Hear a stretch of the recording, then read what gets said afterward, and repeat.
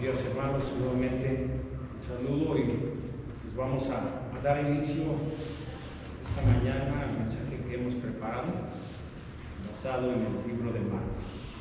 Vamos a orar. Amado Padre, cuántas gracias te damos porque podemos continuar con este evangelio que estamos viendo ya de tiempo atrás, Padre, que nos ha dejado grandes cosas, reflexiones, invitaciones, por supuesto. Y Padre, permite que podamos el día de hoy transmitir el mensaje que nos dejó justamente nuestro Señor Jesús a través de estos pasajes, Padre. Abre nuestra mente, nuestro entendimiento, Padre, quita cualquier distractor, Padre, para que podamos comprender lo que nos quieres decir, Padre, en esta mañana. En el santo nombre de nuestro Señor Jesús te pedimos esto y damos gracias. Amén. Hermanos, y bueno, ya leímos la lectura bíblica y el título que se le ha puesto a este mensaje es Los sombríos últimos días. En el mensaje que nos dio nuestro hermano Jorge la vez pasada, nos habló de pasaje donde encontramos a Jesús dentro del templo. Estando Jesús delante del arca de la ofrenda, miraba cómo las personas depositaban sus ofrendas y expresó su admiración por una viuda. Recordemos el pasaje de la viuda pobre que echó todo cuanto tenía. Esta mujer y su acción también ha sido como un referente y han quedado recogidas en las historias y han servido de inspiración a muchos creyentes.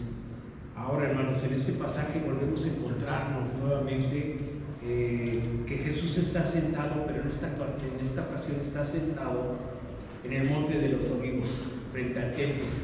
Desde allí está mirando junto con sus discípulos las piedras con las que estaba construido el templo y también la grandeza de las edificaciones a su alrededor. En aquellos momentos los discípulos no pudieron ocultar la admiración que sentían por todo aquello, pero fue entonces cuando Jesús habló de la destrucción futura del templo, en términos reales muy duros. ¿Cuánto le hubiera gustado a Jesús quizás expresar su admiración por aquel templo de la misma manera en la que había alabado la acción de aquella viuda que dio todo lo que tenía, que no tenía más, pero pues no pudo hacerlo? Él tenía esa sensación, por supuesto, pero no fue posible que lo hiciera. La lección fue muy clara, hermanos. Todo aquello que hagamos para la gloria del Señor, por pequeño que sea, perdurará en la eternidad y se multiplicará, mientras que lo que se haga con otro fin mundano será destruido y desaparecerá sin que quede memoria de ellos. Esto lo podemos nosotros constatar en 1 Corintios 3, 11 y 15. Y bueno, hermanos, vamos a iniciar este nuevo capítulo de Marcos 13, conocido como el discurso del Monte de los Olivos. Podríamos considerar que es un sermón profético y esta es la enseñanza más extensa del Señor en el Evangelio de Marcos. Un libro que no es un evangelio de muchos discursos, es un evangelio de acción. Este capítulo tiene 37 versículos, pero no solamente es una de las enseñanzas más extensas del evangelio de Marcos, sino que es uno de los pasajes más complejos, más difíciles y más controversiales de todo el Nuevo Testamento, porque en él se entremezclan profecías que tienen que ver con diferentes épocas de la historia de la redención. No todos están de acuerdo en que este espacio de tiempo debemos de colocar cada parte, si es en el pasado o es en el presente o es en el futuro. O sea, como que ahí nos quedan justamente todas esas controversias, ¿no? Entonces son diferentes épocas justamente y todas vamos a irlas viendo de diferente forma. Ahora, quizás este pasaje sea un poco complejo también, pero hay que reconocer que es un capítulo difícil que debemos de tratar con humildad, reconociendo nuestras propias limitaciones y conociendo de antemano que es probable que no todos estén de acuerdo con nuestra interpretación de este capítulo en cada uno de sus detalles. Hay algunos aspectos de las Escrituras donde podemos tener diferencias de opinión, aún en la misma iglesia, mis hermanos, porque no pone en juego ninguna de las doctrinas esenciales del Evangelio, del cristianismo que todos verdaderos creyentes deben de creer. Hermanos, la Biblia es un libro extremadamente claro, tiene sus complejidades, por supuesto, pero sin embargo, en lo que se refiere a nuestra salvación es algo muy, muy evidente. Está constantemente diciéndonos y hablándonos de la salvación. Sobre todo estamos hablando del Nuevo Testamento. Lo que todos nosotros necesitamos entender y conocer acerca de Cristo, acerca de su obra, para ser salvos están en la Biblia. No obstante, mis hermanos, es algo complejo para muchas otras personas. Es más, es tan sencillo de entender, mis hermanos, que a lo mejor hasta un niño lo entiende mejor que nosotros, y son unos pequeñitos, pero hay muchos niños que lo entienden perfectamente. Así es que debemos de reconocer que hay porciones en las Escrituras más difíciles que otras. También eso también lo tenemos que entender. De hecho, Pedro decía que el apóstol Pablo, fíjense, ayer estábamos hablando del libro que tocamos la semana pasada, la vez pasada, por los varones, Pablo tenía una forma de pensar y Pedro tenía otra forma de pensar y de decir las cosas y actuar. Y entonces Pedro decía que el apóstol Pablo escribió cosas que son complicadas de interpretar. Quizás el capítulo 13 de Marcos es uno de esos capítulos. Por otra parte, vamos a ver que aunque este pasaje es particularmente profético, es más que evidente que la intención del Señor con este discurso no era satisfacer nuestra curiosidad para el futuro. Él sabía de antemano que este pasaje iba a ser difícil. No obstante, lo que cada uno de nosotros tenemos que entender está tan claro como la luz del mediodía.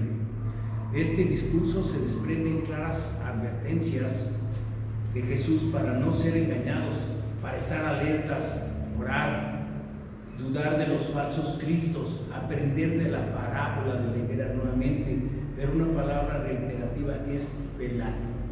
Esa palabra se repite varias veces, velar, lo que significa que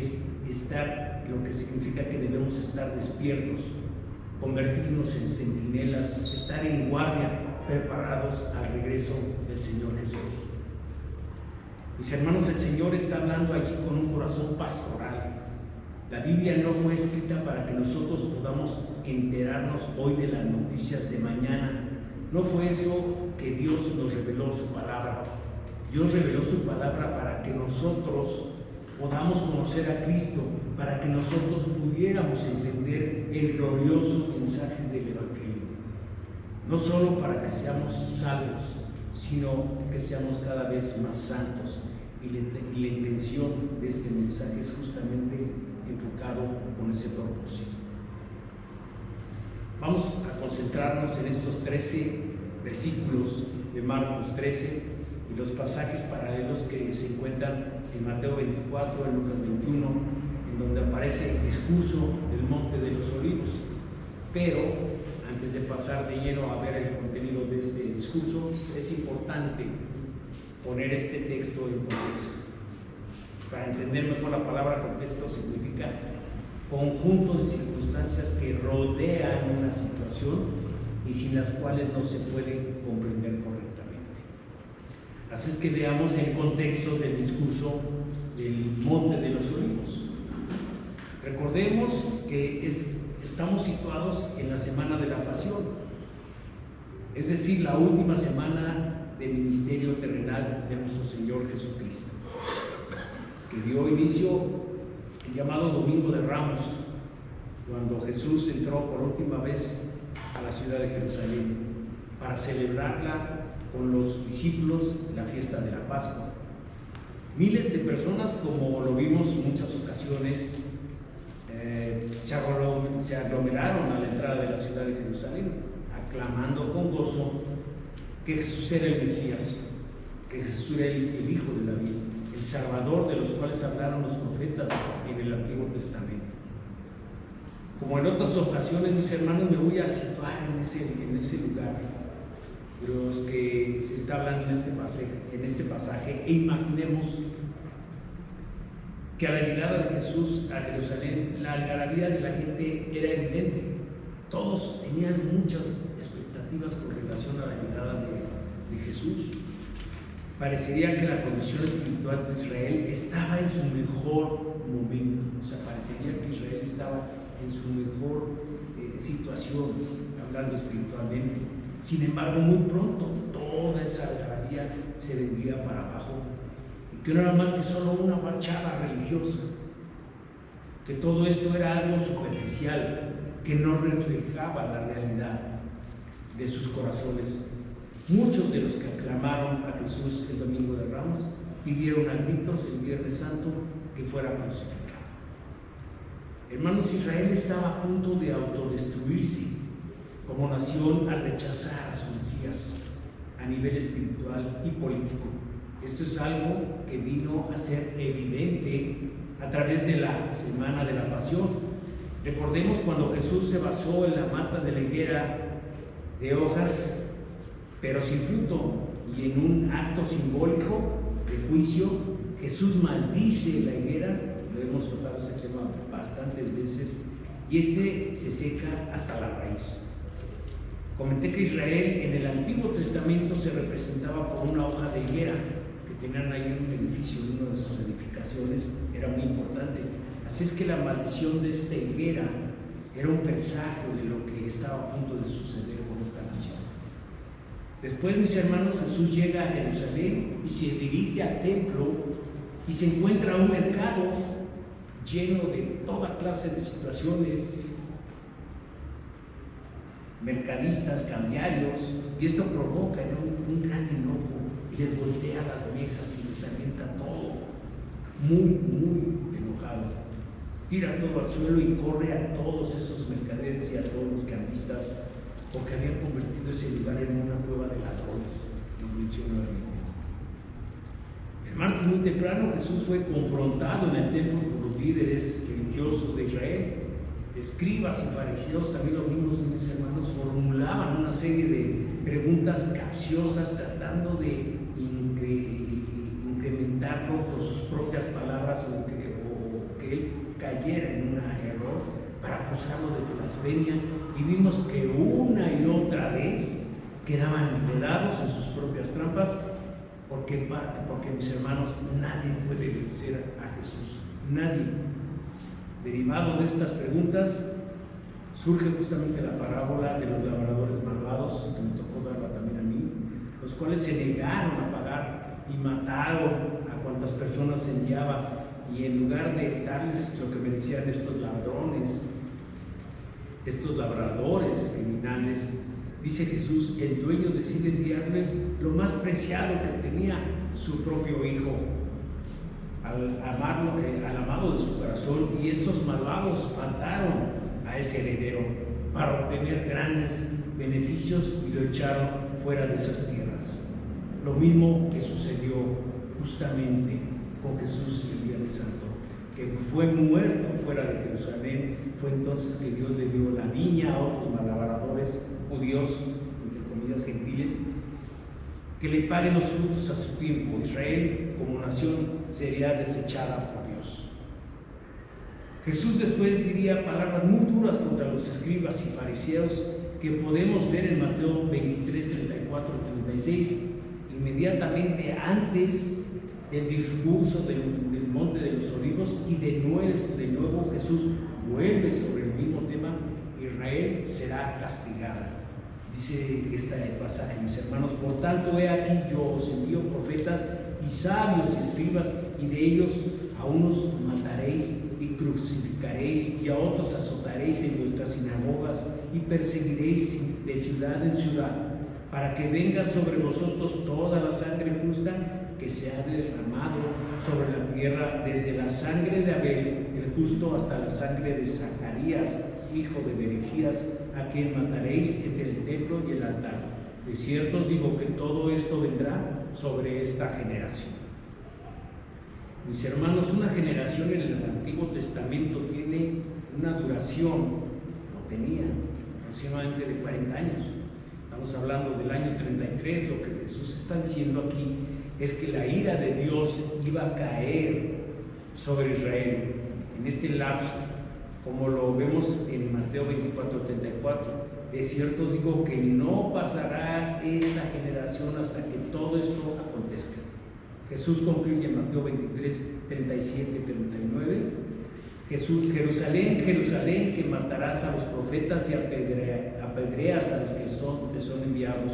¿Cuántas veces quise juntar a tus hijos como la gallina junta a sus polluelos debajo de sus alas, y no quisiste? He aquí, vuestra casa os es dejada desierta, porque os digo que desde ahora no me veréis hasta que digáis: bendito el que viene en el nombre de Jehová. Observemos que hay un cambio de lenguaje muy interesante en estos pasajes. Jerusalén era la ciudad de Dios, porque ahí se encontraba el templo de la casa de Dios. Cuando Jesús purificó este lugar, se refirió a su casa, que sería llamada casa de oración, pero la habían convertido en una cueva de ladrones. Así es que Él reafirmó que vuestra casa y como tal tenía que ser respetada. Cuando Jesús salió del templo ese martes para no regresar nunca más, no solo estaba dejando físicamente Cristo como el Dios encarnado, lo estaba abandonado espiritualmente. En ese momento el templo dejó de ser la casa de Dios para convertirse en un edificio más de esa ciudad. Hermanos, vamos a ver lo que nos dicen justamente los textos en los que está basado este mensaje. De Marcos 13, del 1 al 4, dice: saliendo Jesús del templo, le dijo a uno de los discípulos: Maestro, mirad qué piedras y qué edificios. Jesús respondiendo les dijo: ¿ves estos grandes edificios? No quedará piedra sobre piedra que no sea derribada. Y se sentó en el monte de los Olivos frente al templo, y Pedro, Jacobo, Juan y Andrés le preguntaron aparte: dinos, ¿cuándo serán estas cosas? ¿Y qué señal habrá cuando todas estas cosas hayan de cumplirse? Jesús no solo estaba en el monte de los Olivos por casualidad. En los versículos 23 del libro de Ezequiel, capítulo 11, el profeta menciona una visión apocalíptica, una visión que se describía como la gloria de Dios abandona el templo por causa de la idolatría, y en una forma simbólica, una visión que estaba viendo de cómo Dios iba a castigar a la nación por su pecado. Dice Ezequiel 23: y la gloria de Jehová se elevó de en medio de la ciudad y se puso sobre el monte que está al oriente de la ciudad, es decir, se fue al monte de los Olivos. Dice Zacarías 14:4. ¿Cuál es la manifestación final y definitiva de la gloria de Dios? Hablando acerca de la encarnación de Jesús, dice Juan 1:14: y el Verbo se hizo carne, y vimos su gloria como del unigénito del Padre, lleno de gracia y de verdad. Jesús es la encarnación de la gloria de Dios. Por eso es que más adelante veremos que Jesús va a decir: ustedes verán al Hijo de Dios viniendo con las nubes del cielo. ¿Y qué se manifestará con las nubes del cielo en el Antiguo Testamento? ¿Cómo se manifestaba? ¿Qué se manifestaba en el Antiguo Testamento? La gloria de Dios, mis hermanos. Así es que ese día de la pasión, la gloria de Dios en Jesús estaba abandonando el templo para irse a sentar en el monte de los Olivos. Ahora podremos entender mejor las palabras de Jesús en Mateo 23, 38, 39, que dicen: he aquí vuestra casa os es dejada desierta, porque os digo que desde ahora no me veréis hasta que digáis: bendito el que viene en el nombre del Señor. Y estas son palabras muy similares cuando Jesús entró el domingo de Ramos a Jerusalén: bendito el que viene en el nombre del Señor, hosana en las alturas. Pero todo eso era realmente un emocionalismo pasajero, ficticio, como suele suceder hoy en día, mis hermanos, cuando muchos aceptan a Jesús en un evento evangelístico, pero a la semana ya se olvidaron de ese momento y no Así es como la gente hoy está actuando, que de momento ve milagros o ve situaciones que los emocionan, pero pronto pasa esa emoción. Lo que Jesús está diciendo aquí es que como no lo reconocieron a Dios como el Mesías, todo lo que ellos dijeron de Él durante la entrada triunfal no era más que una fachada. Por eso me voy del templo, para no regresar nunca más. Vuestra casa será desolada porque la gloria de Dios ya no estará allí. Mis hermanos, con Jesús no hay alternativas. Muchos los confundieron como un loco, otros como un farsante.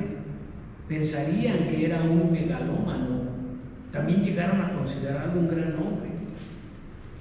No obstante, él era Dios, Dios de luz, un Dios verdadero. Fue la gloria de Dios encarnada la que abandonó ese día el templo. Dios estaba repudiando a Israel y la ciudad santa para que no fuera su casa nunca más. Como bien señala Sam Storms, un pastor, ese suceso, la destrucción física del templo, no era otra cosa que la consumación externa del repudio espiritual de parte de Dios. Ese es el trasfondo del sermón del Monte de los Olivos. Y si no podemos entender eso, no vamos a entender el discurso. Tenemos que entender esa parte de esa forma, mis hermanos. Ahora, las profecías sobre la destrucción del templo, tal parece que estas palabras de Jesús dejaron en shock a los discípulos, que la ciudad de Jerusalén sería destruida. O sea, será destruida la ciudad de Jerusalén. Y entonces, ¿qué va a pasar entonces con el templo? De ahí probablemente se deriva el comentario del versículo 1. Saliendo Jesús del templo, les dijo uno de sus discípulos: Maestro, mira qué piedras y qué edificio, como diciendo, ¿de verdad tú estás diciendo que esto será destruido? Para entender el asombro de los discípulos es necesario conocer algunos detalles acerca del templo y lo que este edificio significaba, lo que representaba para los judíos. El templo original fue construido por Salomón, hijo de David, en el siglo X a.C., pero fue destruido por los babilonios en el año 587, por lo que el templo tuvo que ser reconstruido por los israelitas en el año 516 a.C., cuando los israelitas volvieron del exilio babilónico. Hermanos, pero ese nuevo edificio no era ni la sombra, según comentan, ese edificio no era ni la sombra del templo anterior. Así que muchos años más tarde, en el año 19 antes de Cristo, Herodes el Grande, no lo confundamos con el Herodes que conocemos de los días de Jesús, decidió comenzar una remodelación masiva del templo. Herodes era reconocido por sus proyectos de construcción monumentales, pero ninguno se comparaba con el templo de Jerusalén. Todos dicen que el templo llegó a convertirse en uno de los edificios sagrados más esplendorosos del mundo. El historiador judío Flavio Josefo lo describe de esta manera: la parte exterior del edificio podía tener todo aquello que podía producir asombro, al estar cubierto por todos lados con gruesas planchas de oro. Apenas salía el sol, el templo empezaba a irradiar un resplandor tan intenso que los que se esforzaban en mirarlo se veían obligados a desviar sus ojos, como si se tratase de rayos solares. A los extranjeros que se aproximaban parecía desde lejos como una montaña revestida con un manto de nieve, debido a que todo lo que no estaba cubierto de oro era de un blanco purísimo. Para darnos una idea, todo el complejo del templo cubría 35 acres de terreno, es decir, que adentro del terreno cabían 12 canchas de fútbol. Para que podamos imaginar, mis hermanos, de lo que era el templo de Jerusalén, se calcula aún al día de hoy algunas de sus piedras más grandes, de las piedras que se emplearon para construir esta edificación, tenían un peso realmente impresionante. Era increíble realmente cómo se Algunas de esas columnas que soportaban el pórtico eran tan anchas que apenas podían ser abarcadas por 3 hombres tocando las puntas de los dedos de lo grande que eran las columnas. De manera que para los judíos era impensable que un edificio como ese pudiera ser destruido. Debemos de considerar que estamos hablando del siglo I, donde la tecnología no había aún sido inventada, así que no había maquinaria, grúas, plumas, explosivos para dinamitar o destruir edificaciones, independientemente de que se trataba del edificio de Dios, que se consideraba intocable. Imaginemos cuando Jesús les dice en el versículo 12: Jesús respondiendo les dijo: ¿ves estos grandes edificios? No quedará piedra sobre piedra que no sea derribada. Y les dijo: ustedes lo verán. Era un shock total los que estaban viviendo estas personas. Mis hermanos, cuando Jesús está hablando de la destrucción del templo, está hablando en términos reales, ya que sería destruido hasta los cimientos. No quedará piedra sobre piedra, y no solo el templo sería destruido, toda la ciudad de Israel sería destruida. Ese sería el clímax, la ira de Dios sobre esta nación por haberse desechado al Mesías. Ellos habían tomado la peor decisión y habría consecuencias muy duras. En el libro de Lucas, el pasaje paralelo lo describe de esta manera en el capítulo 21-20. Pero cuando veréis a Jesús rodeado de ejércitos, sabed entonces que su destrucción ha llegado. Entonces los que estén en Judea huyan a los montes, y los que están en medio de ellos váyanse, los que estén en los campos no entren en ella. Luego en Mateo 23:38 dice: he aquí vuestra casa os es dejada desierta. Muchos hombres lograron salvarse huyendo a los montes, otros se alejaron de la ciudad. No obstante, otros no atendieron esa profecía y perdieron la vida por incrédulos.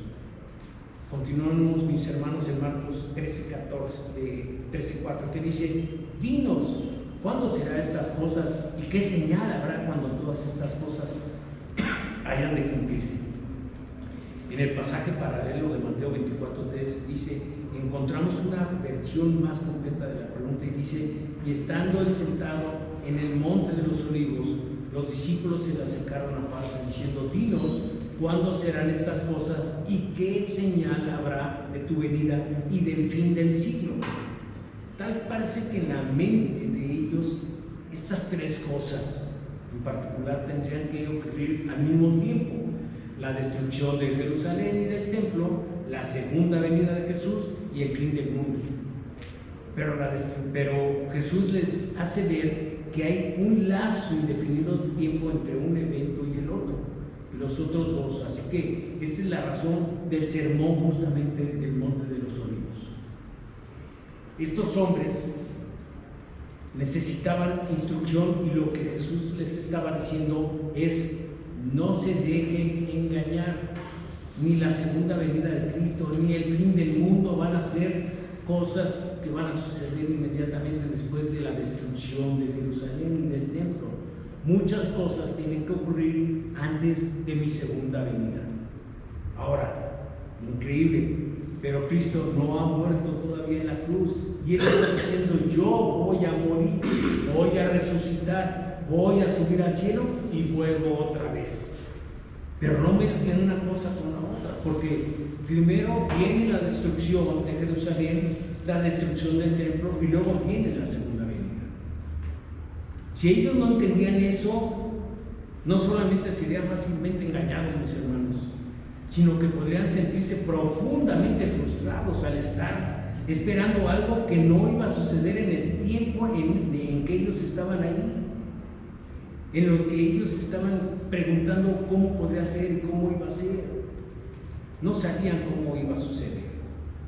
De ahí las advertencias del Señor en los versículos 5 al 13. Cristo da 2 advertencias que veremos brevemente. La primera en los versículos del 5 al 8, y básicamente lo que el Señor les está diciendo ahí es que tengan cuidado, no se dejen engañar por supuestas señales. Dice en el versículo 5, Jesús respondiéndoles comenzó a decir: mirad que nadie os engañe, porque vendrán muchos en mi nombre diciendo yo soy el Cristo, y engañarán a muchos. Mas cuando oigas de guerras y de rumores de guerras, no os turbéis, porque es necesario que suceda así, pero aún no es el fin. Porque se levantará nación contra nación y reino contra reino, y habrá terremotos en muchos lugares, y habrá hambres y alborotos, principios de dolores en estos. Hermanos, la enseñanza de Jesús es tan clara en este pasaje y no deja de ser increíble que a lo largo de los siglos hayan sido engañadas, creyendo que ciertos eventos son las señales del fin del mundo, cuando no lo sabemos. Y a nosotros nos ha ocurrido cuando de pronto vemos lo que está pasando hoy en el mundo, que pensamos que ya puede terminar esto, no lo sabemos. Son innumerables las veces que muchas personas han pensado que ha llegado el fin del mundo. No sé si se han puesto a pensar en las personas que han muerto en un terremoto, que han muerto en un huracán, que han muerto, ahorita nos acaba de ocurrir lo de Acapulco, que han muerto en alguna situación especial y que piensen que es el fin del mundo. Se murieron y aquí estamos todavía nosotros. Entonces, muchos han tenido ese día. A todas estas les tocó un momento vivir experiencias como las guerras mundiales también, mis hermanos. ¿Cuántas personas vivieron las guerras mundiales? Y estas no son las señales de Jesús, son muchos los que están buscando indicios en diferentes eventos a nivel mundial que podrían creer o pensar que ha llegado el fin de la humanidad. Incluso hoy en muchas situaciones hay charlatanes y embusteros que se atreven a adivinar el futuro de la humanidad en distintos medios de comunicación. Han pronosticado lo que va a suceder en el futuro y todo es un engaño, todo es mentira. Todas estas personas están mintiendo porque ellos no saben. El único que sabe cuándo va a terminar todo esto es Dios. De esta forma la gente vive engañada. ¿Y saben por qué, hermanos? Es muy claro, porque no leen la Biblia, no tienen conocimiento de la Biblia. Porque muchos creyentes, también incluidos, muchos creyentes no leen los textos con cuidado. A veces leemos una porción nada más de la Biblia, pero no leemos completa un pasaje de tal manera que podamos comprender mejor ese texto. Es por eso que Jesús les está pidiendo que no se dejen engañar, que estas no son señales de fin. Eso es lo que va a estar pasando a lo largo de la historia de la humanidad, hasta que yo venga, dice, en gloria, dice nuestro Señor Jesús. Ahora, Jesús habla con claridad: no se dejen engañar, vendrán falsos cristos, oiremos de rumores de guerra, nación contra nación, reino contra reino, terremotos, hambrunas. Les comentaba en Acapulco, acabamos de ver la devastación de toda la zona, igual que en otros lugares del mundo, pero todavía no es el fin de la tierra. Y quizás muchas ocasiones leemos periódicos, o lo que es común en la modernidad, vemos en las diferentes plataformas tantas desgracias que podríamos pensar que es el fin del mundo, que está cerca el término ya de la humanidad, lo cual podría provocar un desconcierto y extravío total justamente de lo que Jesús nos dijo, advirtiendo que no demos pie para ser engañados. Esto es solo el comienzo de dolores, pero nosotros no tenemos la menor idea del tiempo que tendrá que transcurrir para la segunda venida del Señor. Nosotros no tenemos que hacer lo que hacen muchos que abren el periódico, abren una revista o entran al internet o ven en la televisión los famosos horóscopos, ¿no? Hay muchas personas que se basan en los horóscopos.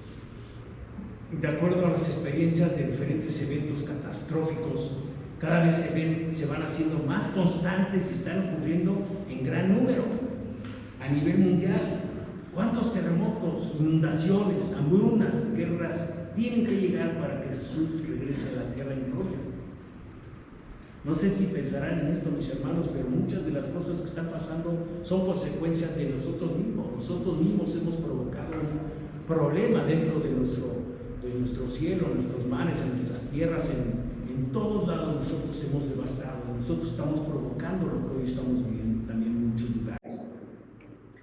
Hermanos, la primera advertencia es no dejarnos engañar. La segunda advertencia dice en los versículos del 9 al 13: pero mirad por vosotros mismos, porque os entregarán a los concilios, y en las sinagogas os azotarán, y delante de gobernadores y de reyes os llevarán por causa de mí para testimonio a ellos. Y es necesario que el Evangelio sea predicado antes a todas las naciones. Pero cuando os trajeren para entregaros, no os preocupéis por lo que habéis de decir, ni lo penséis, sino lo que os fuere dado en aquella hora. Eso hablad, porque no sois vosotros los que habláis, sino el Espíritu Santo. Y el hermano entregará a la muerte al hermano, y el padre al hijo, y se levantarán los hijos contra los padres y los matarán. Y seréis aborrecidos de todos por causa de mi nombre, mas el que persevere hasta el fin, este será salvo. Hermanos, es importante considerar que muchas veces hemos sido quizás imprudentes en nuestro diario andar por la vida, motivo por el cual vamos a ser rechazados. Si nosotros decimos seguir a un Salvador que fue maltratado con una vileza brutal, crucificado en la cruz sin piedad, si creemos que fue maltratado si creemos en un Salvador que fue clavado en la cruz, no podemos esperar que el mundo nos trate mejor de lo que trató a Él. Nosotros somos cristianos, llevamos con nosotros el nombre de Cristo. El mundo aborreció primero a Jesús, luego pues entonces nosotros también vamos a ser aborrecidos. Si nosotros fuéramos del mundo, nos encantaría la pompa, el reconocimiento, el halago del mundo, nos amaría. Pero nosotros pertenecemos a Jesús y por esa razón seremos aborrecidos. Pero si perseveramos hasta el fin, esto nos da la posibilidad de ser salvos. Las persecuciones purifican a las iglesias porque sirven para separar a los verdaderos creyentes de los que no lo son. Dice Cristo que el reino de los cielos se hace fuerte y solo los violentos los arrebatan al cristianismo. No es para blandengues, no es para gente cobarde, porque van a tener que enfrentar persecución. Miren, hermanos, en la parábola del sembrador, Cristo dice que hay personas que creen por un tiempo, pero cuando llega la prueba se apartan porque no lo aguantan. La enseñanza de este texto no es que un verdadero creyente pueda perder la salvación si no persevera hasta el fin. Lo que Jesús nos está enseñando aquí es que los verdaderos creyentes son aquellos que perseveran hasta el fin. A pesar de las persecuciones, ellos creyeron de verdad. Ser cristiano nunca ha sido fácil, nunca lo será. Cristo no era un predicador popular como los que hay hoy en día en el mundo. De hecho, aquel que acepta a Cristo, es muy probable que sus problemas se multipliquen, porque a veces no se calcula el precio por seguir a Cristo. Hermanos, no hay razón para que los cristianos nos sintamos avergonzados o intimidados por el mundo, porque estamos del lado de aquel que venció la muerte en la cruz del Calvario. Independientemente de que la gente piense de los cristianos que somos retrógrados, que somos de mente estrecha, estamos viviendo en la época de la Edad Media, que no somos progresistas. No importa lo que el mundo piense de los cristianos, es un privilegio seguir y servir a ese Rey, que por amor a nosotros se hizo ciego para dar su vida en rescate por nosotros. Porque ese que murió en debilidad, hoy reina con poder y a la diestra del Padre, dice Pablo en Efesios 1:21, sobre todo principado y autoridad y poder y señorío, y sobre todo nombre que se nombra no solo en este siglo, sino también en el venidero. ¿Qué nos deja de aprendizaje este mensaje? Es muy sencillo, hermanos. Debemos estar atentos y ser muy selectivos para no ser engañados, no dejarnos llevar por las corrientes y modas del mundo. Si estamos con Cristo, es verdad que vamos a sufrir, pero bendito sufrimiento, porque Él mismo nos hará más fuerte. Vamos a orar. Padre bendito, cuántas gracias te damos, porque nos permites, Padre, seguir escudriñando el libro de Marcos, y nos das, Padre, la posibilidad, Padre, de analizar y pensar, Padre, lo que tú quieres de nosotros. Y lo decimos con gozo, Padre, que no importa el rechazo, no importa que nos critiquen, no importa que se burlen de nosotros, Padre. Nosotros queremos mantenernos firmes, Padre, esperando, Padre, justamente la segunda venida de nuestro Señor Jesús. Sabemos que muchas cosas van a ocurrir a nuestro alrededor, quizás antes de que nos vayamos, y quizás nos vayamos, Padre, y no veamos, Padre, tu venida, pero hay promesas importantes de que algún día, Padre, estaremos frente a ti, Padre. Así que, Padre, permite que sigamos, Padre, adelante, y que no nos vayamos, Padre, que defendamos, Padre, tu nombre, que defendamos, Padre, nuestra fe en ti, Padre. Gracias te damos esta mañana por este mensaje, en el nombre de nuestro Señor Jesús. Amén. Amén, hermanos.